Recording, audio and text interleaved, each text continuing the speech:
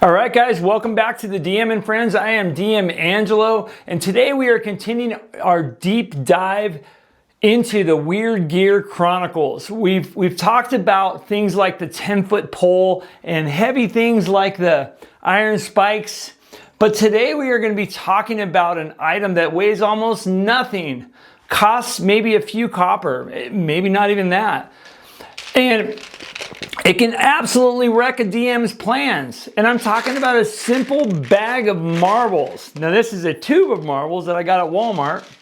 But now if you are a 5e player or a Pathfinder and you have a character sheet, you almost never see a player write down marbles. If they want to control an area, they're going to cast something like grease or difficult terrain or something like that. But back in the day when you were playing classic advanced Dungeons and Dragons or some other OSR game like BX, you always didn't have, you didn't always have a spell slot to spare, right?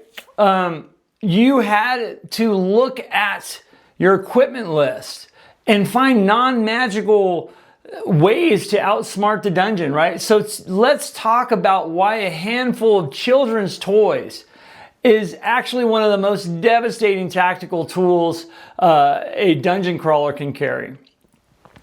So I want to talk about a little bit about the history behind it, right? So let's go back to back in the day, right? In old school D&D, gravity and momentum were the best friends, right? Dungeons weren't clean, flat video game maps. So, you know, they were stone, sloped, dusty, and incredibly dangerous, right? Marbles became a legendary piece of gear because they allowed any character, whether you were a fighter or a squishy magic user or a thief, right? To impose tactical status, mechanical effects on monsters, right? And without rolling a single attack die. Think about it. In classic AD&D, running on solid stone is in heavy plate armor is already a hazard, right? Well, imagine trying to do that where the floor is suddenly turned into a rolling, unpredictable sea of glass or clay spheres or metal spheres, right? It was an ultimate low-tech way to manipulate the battlefield, right? You weren't relying on some high spell DC. You were relying on the basic laws of physics, and the fact that, a bipedal monster needs traction to hack your head off, right? So I have four different ways that I kind of came up with, and I actually created a post and asked you guys for your input on ways that you could use marbles in the game. So I'm going to talk about the four that I have, and then we'll get into the list here. And the list is amazing that you guys came up with. So number one way that I kind of came up with marbles that I've seen in the past is obviously, a pursuit stalker, right? So you're running down the hallway, you have a bunch of marbles and you throw them out in the hallway. So imagine being pursued by a bunch of goblins or orcs, they turn a corridor running after you, and all of a sudden there's a bunch of marbles on the floor. Well, somebody's going to trip, somebody's going to fall, and then everybody's going to fall over him, and it's going to cause a chain reaction, and the party gets away. 100% awesome way of using marbles, right? Another one is detecting slopes with gravity, right? Or detecting gravity too, right? So dungeons can be full of tricks, right? A dwarf is really the only one underground that can detect slopes, right? And maybe some magic items can do that. But you drop down a marble and it starts going down the corridor, it's sloping downward, right? So that's one other way, right? Another way is finding invisible monsters, right? Maybe you have a visible creature that you suspect is in the room. Well, throw some marbles at it. Next thing you know, there he is. Get him. Okay? So, and the other one, and this is kind of far-fetched, but I've seen this done. If you have some heavier type of marble or sphere, you could roll it down the hallway and it could trigger trigger pressure plates. So I've seen that, you know, if you don't have a 10-foot pole, maybe you use marbles to trigger the traps, right? I've seen that used in the past, and I think that's a valid way to use marbles in this situation. So I have my tablet here with some of the ways that people that answer the post. So I'm going to read off the user, and then I'm going to read some ingenious ways that people were responding to my post about how to use marbles in old school. So, or how they have. So Captain Cook 999 says, depending on what they are made of, glass, clay, stone, or metal, you could use them to move heavy objects, right? So he gives the example of golf balls that can be used to move heavy safes.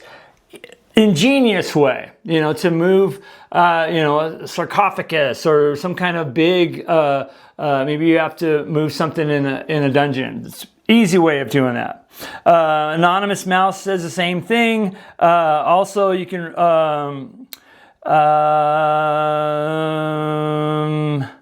yeah, actually, he says the same thing. And he also says holding a doorway or a choke point, right?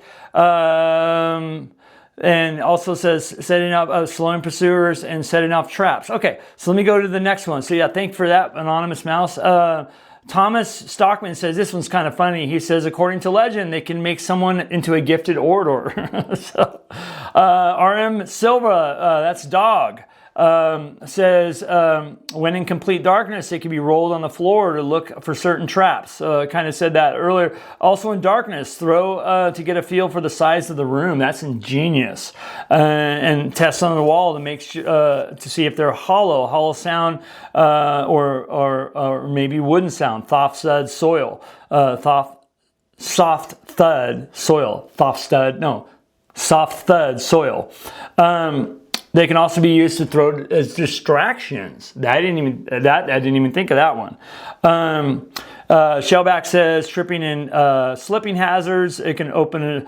Let me see. Mark the Shark says one or more intelligent monsters would use them to find sloping passages. Okay, we talked about that a little bit. JJ Lom says.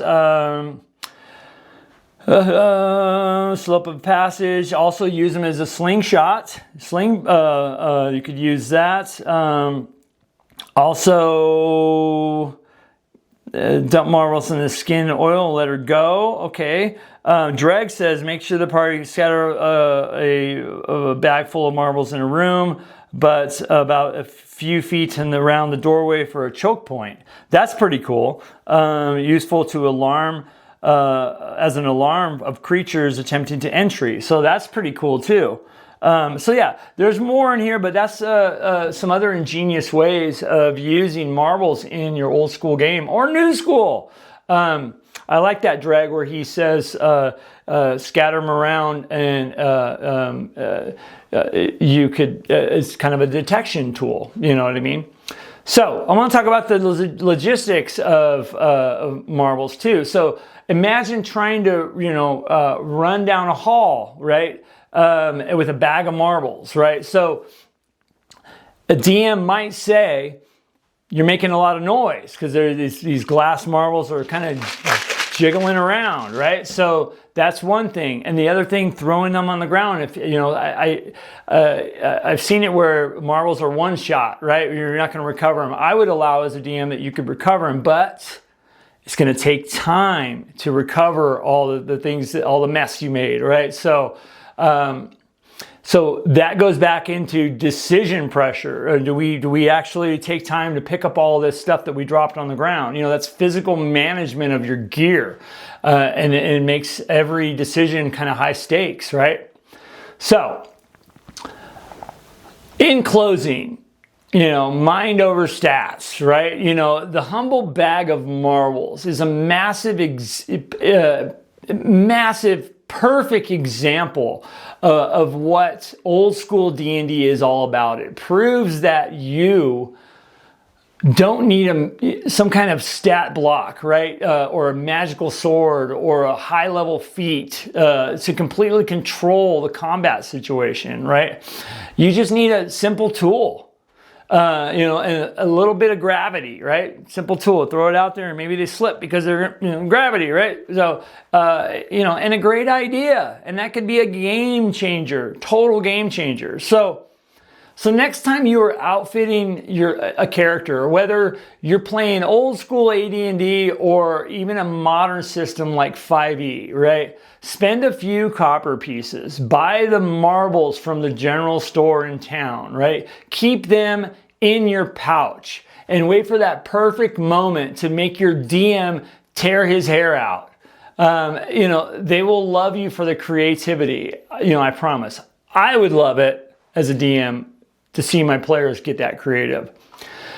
All right, well, next week, you guys, we are moving on to an item that is, I don't know if it's on a lot of equipment lists, but it's the grappling hook. I'm going to talk about that because I've seen a lot of old school players, and I had one player in particular that always wanted a grappling hook. So we're going to talk about that. We're going to deep dive into that weird gear, and you